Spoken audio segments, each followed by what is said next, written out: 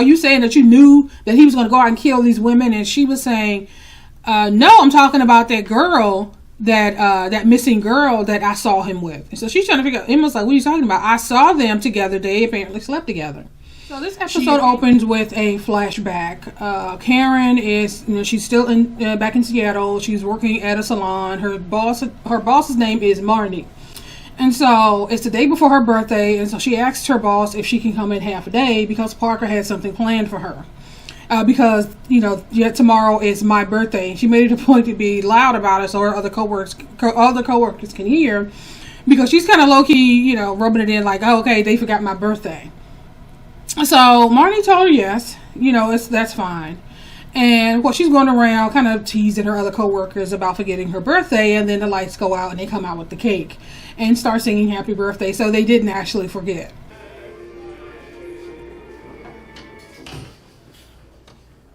Happy birthday. And we go to, it's not current time, but it's when she's now talking to Pete. I'm assuming she's still in prison. And he's telling her that, you're giving me a different version of a story you've already told me. I'm saying you're giving me a different version of a story that you've already told me. And he's basically saying that, it doesn't seem like, based on the previous version, that Marnie and her friends didn't really care for Parker. And she's trying to say that no, they did. They were happy for me. And he's telling her that I think you're remembering, the reason you're having issues remembering things is because you're trying to remember the way things never was, or something to that effect. And then you saw this flashback of her and Marnie, where Marnie is telling, basically asking her, don't go out with him, come out with the rest of us. It's been a long time since, we've seen you outside of work, and don't go out with him tonight. Come out with us. I never see you outside of work anymore. And then we go back to her still talking to Pete, and she's saying, well, basically maybe you want me to remember things the way you want me to remember them, and it's basically a version that never happened. Or maybe those things never happened the way you think they did. She's clearly in denial about Parker, and she's not trying to come to terms with whatever happened. So we flash to present day, where she's in the witness protection program and she's in Louisiana, and she's talking to Pete. And Pete is telling her that the FBI is going to want to question her again. And she's saying that she's already told him everything that she knows. And he's saying, you told them everything that you know before we found Teresa's body, which happened to be in an area where a serial killer lived and who was living there at the time. You told us everything before they found a woman's skull that had been bashed in by a heavy object. And she's basically saying that I don't know, really know what you want from me. And he's saying, if you're lying to me or to them, not only are you going to go back to prison to finish out your sentence, they're going to add more charges on, like, obstruction. And she's like, well, why are you being such an asshole? Like, why are you being such an asshole? Why aren't you helping me?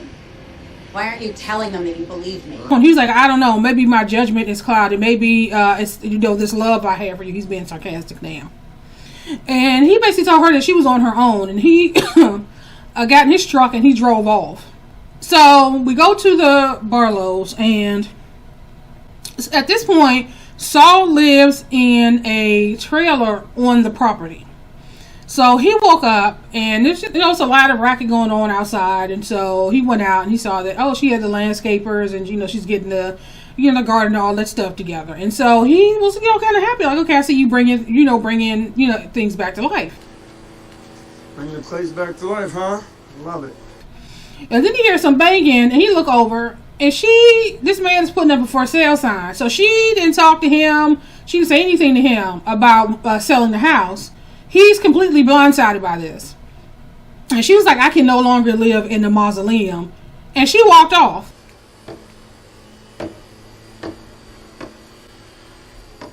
I don't want to live in a mausoleum anymore.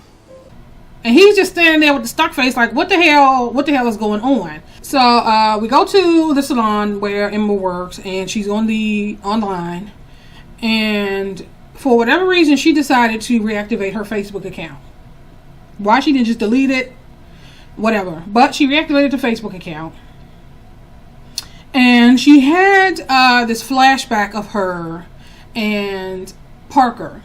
So I'm assuming it was the night of her birthday or the night before her birthday. They came in, and you know, they all in the hallway of the apartment building, and she ends up telling him that Teresa was still there, and so he got upset and was like, well, why is she still here? You need to get rid of her. And so she's telling him that it's not that easy, that she doesn't have anywhere to go. You need to make a choice. I can't. I just got nowhere to go. And he basically, basically says that I hate her. He just says like that, like I hate her. I tell you what I do. I hate her. Like, okay, what did Teresa do to you? And then he eventually tells her, get rid of her or I will. Get rid of her. You understand? Or I will. So, you go back to present where she's sitting and looking at her Facebook account, and now she's seeing all the messages that are popping up about how people hate her and how she knew about it and how she's a murderer and, you know, she's faking her memory loss, all this kind of stuff. So she deactivated her Facebook account again. The next scene is Katerina and John. John went to see Katerina, and he is basically telling her that, because he still has the collar from the cat that she returned to the rightful owner. And he's saying that the person that owns, you know, the animal pet that goes with this collar is a dangerous person, and he's there to find out what he can find out about her. And so Katerina initially was like, well, you know, my meetings with clients are confidential. And he's telling her how her life is in danger and how this person is extremely dangerous and da-da-da-da. And so she starts going into how she said that she can't remember anything and how she talks about the rock and the blood and all of this stuff, right? And I'm looking at this scene and I'm thinking to myself, okay, Katerina, you're a fraud, child. How in the world are you sitting across from a convicted sex offender who has assaulted women since being released? You're not reading any energies off him, anything evil off him, but you was getting all this off of Emma, talking about her cards and how you kept seeing the devil in her cards and how her past is filled with a lot of violence. And but I was confused. I was a bit confused. Like, girl, who you don't know you sitting across from with all your insight? Anyway, so we go to the woods. There's like this memorial there. It's like candles and things of that nature, and he put down I believe that was a candle, and he started talking to his mom. Good morning, Mama. And Emma shows up and she's, talking to him. He said he'd like to go there from time to time to talk to his mother. And she had Jess's phone. And so she wanted to know the passcode. And she started talking about the photo. Now, if you remember a few episodes back when she went into the taxidermist shop, the person that was hiding, and you saw when the phone lit up, there were 3 people as the screensaver. There was Jess, Jay, and this other unnamed girl that we didn't know who that was at that point.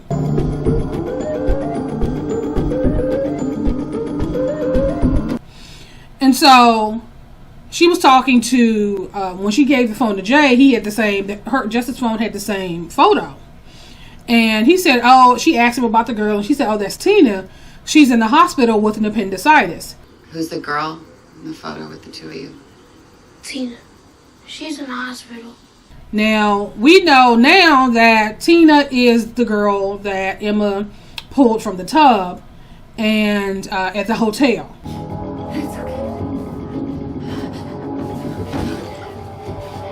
So she knew, the whole appendicitis story was a crock, but of course she didn't tell him that. She basically told him that she thinks that something's going on at Jerome's house with the girls, and how that they could be in danger, and that she just wanted him to keep an eye out, but to stay safe. Like, don't, put yourself in harm's way. So eventually Jay went back to the house, and he was asking a woman she was mopping the floor, and he asked about Tina, and saying that he wanted to see her when she came home from the hospital, and how Tina is his only friend since Jess. And the woman just so carelessly looked up at him and said, "Tina is with Jesus now." Tina's my last true friend. Tina's with Jesus. So now we know that Tina died, or at this point was murdered. So of course he ran away, and he called Emma, and basically was saying, Tina is with Jesus, how she died, and how, Emma better be for real, how she better be a good person, and she should be there to protect them. And he eventually gave her the passcode to Jess's phone. And so once she got into Jess's phone, she went into her search history, and there were obviously some troubling things. She saw that she looked up pregnancy, like stomach pains, stuff like that. So it's quite possible that Jess was pregnant when she was murdered. So I'm not sure if it was the same day or the next day. Emma found Tom, and he was setting up a barricade somewhere. He just was not for the crap. He was like, the last time we were together, you ran out of me, and I haven't heard from you since. And it seems like the only reason you're here now is because you want something. And she, at this point, I guess knew she wasn't gonna be able to spin no tails, because he was just about had it with her and her secrets and this all this craziness. So she was like, "No, I want to talk." So they were sitting in his cruiser, and she told him about Jess. About how Jess came to her that night and wanted her help, but that she didn't let her in. She came to me, and I didn't let her in. And later on that night, when she went to look for her, she found her body and saw that she had been stabbed. And of course, Tom is like, "What in the world would possess you to sit on something like this? You're saying that 2 girls have been murdered, and why would you not say anything?" And of course, Emma's saying that because I have a troubled past, and I don't want to jeopardize anything that could prevent me from getting custody of my daughter at some point, and I couldn't get involved. And then he ends up saying something about witness protection. So she looked at him, and she's like, what are you talking about?" And so he did research on Pete, and he did find that Pete he works with the program. So he was able to confirm that. And he said that he did research on Emma, and that person doesn't exist. There's no social media. There's no nothing. And so he's like, "I don't know who you are." She ends up telling him that her real name, Karen. My name is Karen. And how her boyfriend murdered 9 women. My boyfriend killed 9 women. And how she is in the program, and she doesn't remember what happened. And so of course he's asking her like if she had anything to do with the deaths of the 9 girls, and she's saying, "No, I don't remember. I think something happened that's causing this block, that's causing me not to remember." And he said, "Well, maybe it's because you were involved." And she kind of looked at him like, she couldn't say anything, because that's been the question, like, did you block things out because you were involved, or was it something that you saw that was so traumatic that's got you all discombobulated? So later that night, Tom ends up going to the hotel, and he was talking to the front desk clerk with her sour face looking ass, and he was asking about room. He wanted to know who would occupy room 308 on this night. And she was saying that how, we can't talk about our guests to release that kind of information. And so he looked in the registry, and he was telling her that there was the young girl who died, who was in that room, who died. And I can't disclose information about our clientele. The girl is dead. And so he looked at the registry, and that night, that he was there, the room is listed as unoccupied. And so he's saying how he wanted to rent the room. And so the lady desk was saying, "Well, you can't because it's been reserved," or something to that effect. And so he was asking, like, by who? She said, well, I don't have to tell you anything, and don't come back unless you have a warrant. And so he basically walked away with not getting many answers, but based on her reaction, something untoward does happen in that hotel in room 308, and he just got to go from there. So Mary is out with her boyfriend. Now, I did miss a part where, you know, after Saul saw the for sale sign and she said she didn't want to live, she no longer wanted to live in the mausoleum, she went over to her lover's house and they talked for a little bit, and she asked if she could move in. Can I crash here for a while? Are you serious? And of course he told her yes. So now she's out with this young man doing, I guess that was ecstasy, I don't know what the hell that was.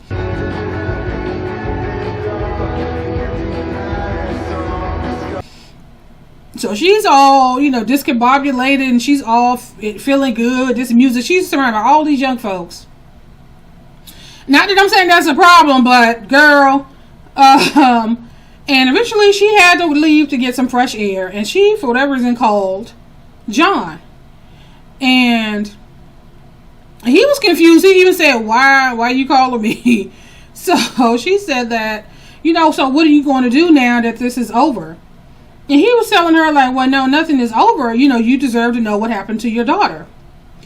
And so then she started asking him, she said, oh, well, no, I don't want to know anything else. You know, finding out that her skull was bashed in and was more than enough. I am not interested in finding out anything else. Basically, I don't think I can take it. And so he said, well, why did you call me?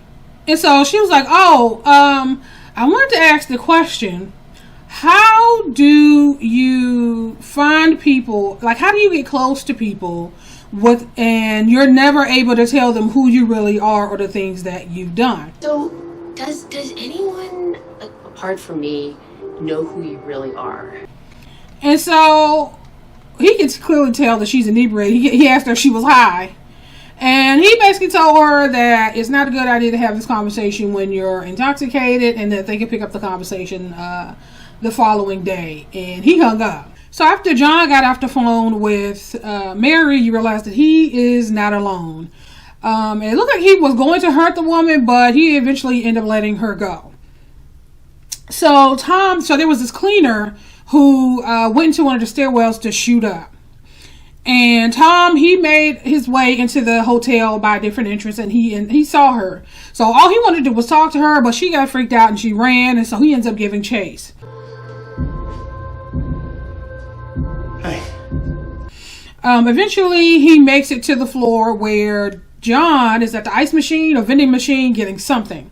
So of course that took him, caught John off guard, because remember, he just attacked this woman and then let her out, told her she can go ahead on the go.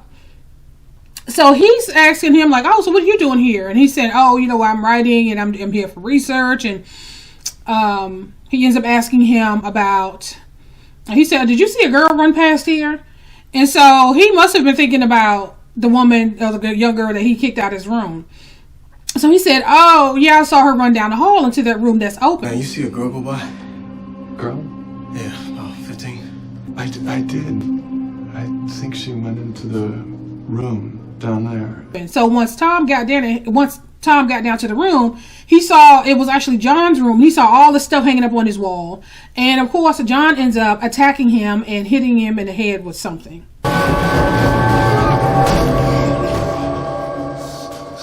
So Emma is still going through Jess's phone, and she sees that there's a number in there over and over and over again. So she called the number, and the person answered the phone. That sounded a hell of a lot like Bodie, which is Rose's father.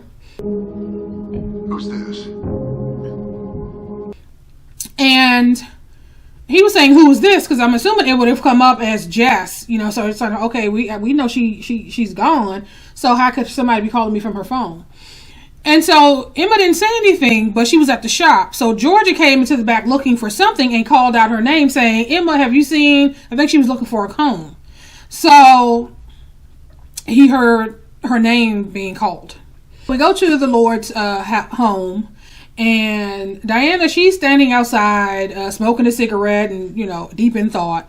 And Bodie ends up going outside, and he, starts talking to her about all that she does for the family and thanks her for all of her hard work and, things that she do with Rose. And then he asked her, so who was that woman again that dyed Rose's hair? And she told her Emma Hall. So now he know who she is, where she works. Who was the girl? Colored her hair. Emma Hall. So it's the night after, or the morning after Mary and Adam's little outing. And so they're now in the shower, and she's actually planning a life with this guy. She's talking about she wants to get a dog, and he's saying he wants to get a cat. And then there's the comment came up about having a kid, and it's like, this woman is middle aged, she ain't about to have no damn baby. And he's basically saying that he doesn't care what they have, he just wants to have, build with her, and that he loves her. And so she felt comfortable enough. She was about to tell him what really happened in Minnesota. She told him when he came out to Minnesota that, she wasn't really staying in the spa, and that she hurt this woman. And so he was like, well, if you hurt somebody, that means they deserved it. And then she like, no, she didn't. And she said, no, she didn't. And so she was about to tell him, what happened, because remember the previous conversation she had with John, saying that how difficult it is to be with someone and not be able to talk to them about who you really are and the things that you've done. And so she was about to tell him, and he cut her off and said, he was like, please tell me, that you didn't hurt her. Like, I don't believe that it's in you to hurt anyone. You didn't actually hurt her. And she could see in his face that he wasn't the one that she could open up to. So she basically said, everything is fine. And she walked off. So we go back to the hotel, and Katerina's knocking on John's door. She was like, is the police here? Why did you bring the police here? The police can't be here. And Did you bring the cops here? I saw somebody come in here. No, there's no police here.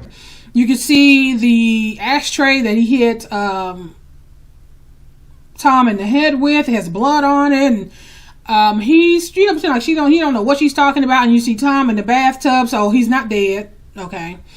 And they talked a bit, and she ends up asking him what he's going to do about Emma. And he ends up telling her that he was sent there to protect them. So again, a second encounter with him, and she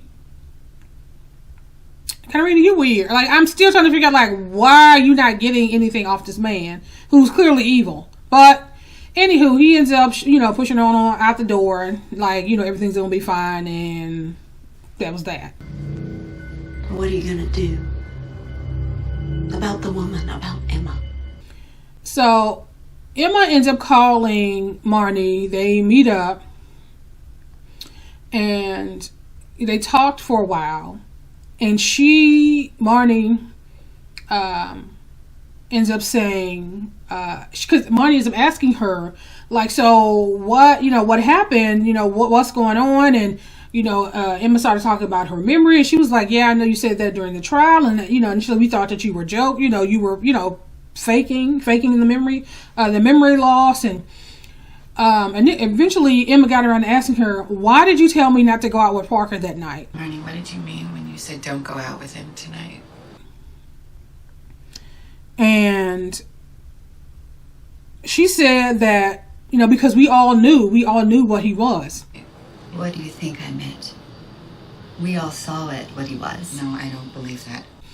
And Emma was like, so are you saying that you knew that he was going to go out and kill these women? And she was saying, no, I'm talking about that girl, that missing girl that I saw him with. And so she's trying to figure out, Emma's like, what are you talking about? I saw them together. They apparently slept together. I'm talking about him screwing that missing girl. She had came to the shop. She had forgotten something at the shop. She ended up going to the shop. This is Marnie. And she's saying that he must have taken her keys, taken Emma's, aka Karen's keys, and she saw them in the shop having sex. I was there one night. He must have had your key.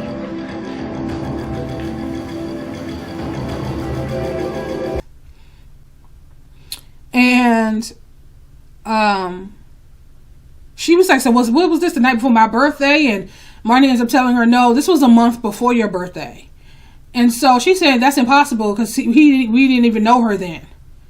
And then she flashed back to the very first episode when Mary went to see her, and she showed her that photo of them at the convenience store. Your man, the tattoo artist, right next to her.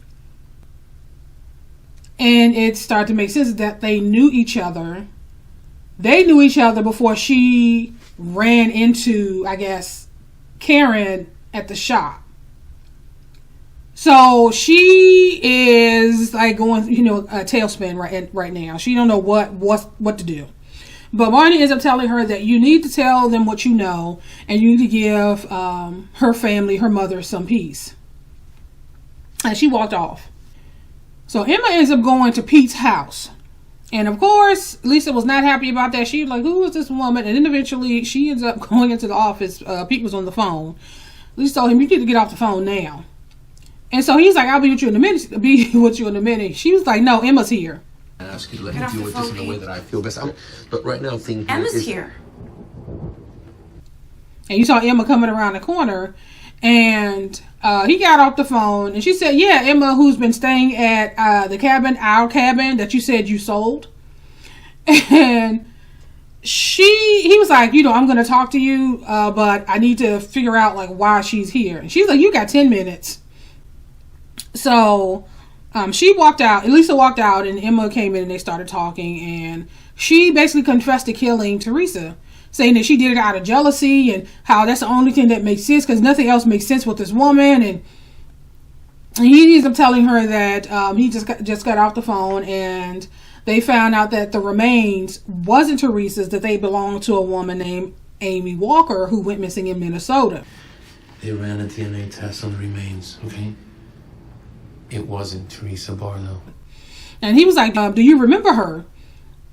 And then we have the scene where, again, she's walking into the room, saw this woman bludgeoned, to death. She's bleeding all out, and she's barely alive. And that was, in fact, actually Amy Walker. And so she started freaking out. And so he's trying to get her,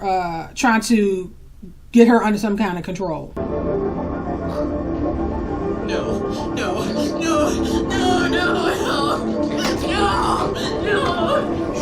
So then we flash to Mary. Mary done got the same call that it wasn't Teresa. So she pulls up to the house.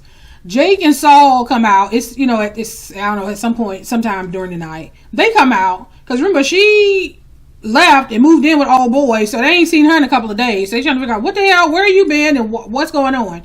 So she ends up telling them that the remains was not Teresa, and that Teresa could still be out there somewhere. Mom? What the hell? It's not her. The body in Minnesota. It's someone else. She's not dead. And she ends up going into the house, and they're both standing out on the front porch, confused, like, what in the hell is going on with her? And so the final scene, Emma is back at the cabin, and she's resting. And then you see John kind of watching her, and the next you know, he's completely naked in bed next to her, all like breathing on her, touching her. It was so disgusting.